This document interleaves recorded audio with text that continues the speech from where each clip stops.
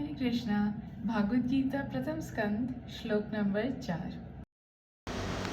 अत्र शूरा महेश्वासा भीमर्जुन समायुधि युयुधानो विराटश्च द्रुपदश्च महारथ। पिछले श्लोक में दुर्योधन धृष्टद्युम्न की ओर देखते हुए भय में आकर के अपने गुरु द्रोणाचार्य की ओर गए थे, परंतु अब इस श्लोक में दुर्योधन कह रहे हैं कि यहाँ तो एक से एक बढ़कर के महारथी है, अतिरथी हैं। अर्जुन, भीम, ऐसे ऐसे द्रुपद, इनके जैसे यहाँ पे महारथी हैं। और इन सबको देख करके दुर्योधन बिल्कुल भय में आ चुका है। हाँ, दुर्योधन की सेना बहुत विशाल है, बहुत विशाल, परंतु ऐसे महारथियों को, अतिरथियों को अपने सामने देख करके दुर्योधन भय में आ रहा है।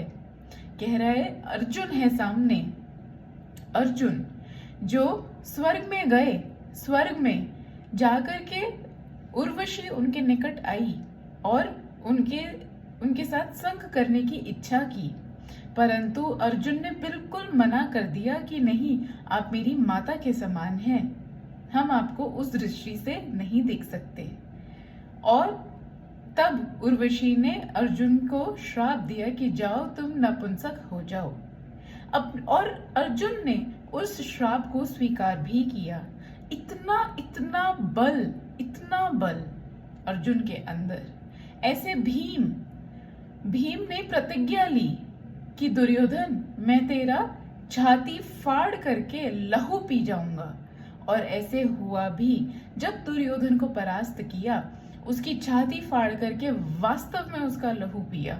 ये क्षत्रिय, इतने दुर्योधन का एक स्वप्न ही रह गया कि मैं भीम को कभी पराजित कर सकूं, परंतु कभी कर नहीं सके। ऐसे ये वायुपुत्र भीम, ऐसे ऐसे महारथी वहां पर दुर्योधन के सामने हैं। और सीखने की बात क्या है कि दुर्योधन इनसे क्यों डर रहा है? क्योंकि ये जितने भी पांडवों की ओर, पांडव और पांडवों की ओर से जितने भी लड़ रहे थे, वे सभी अपनी इंद्रियों पर काबू पाए हुए थे। अपनी इंद्रियां इनके अपने वश में थी। इन्होंने तप किया था और ये धर्म के मार्ग पर थे, ये भगवान कृष्ण के अनुगत्य में थे। इसलिए इनको देखने मात्र से दुर्योधन को भय हो रहा था। हरे कृष्ण।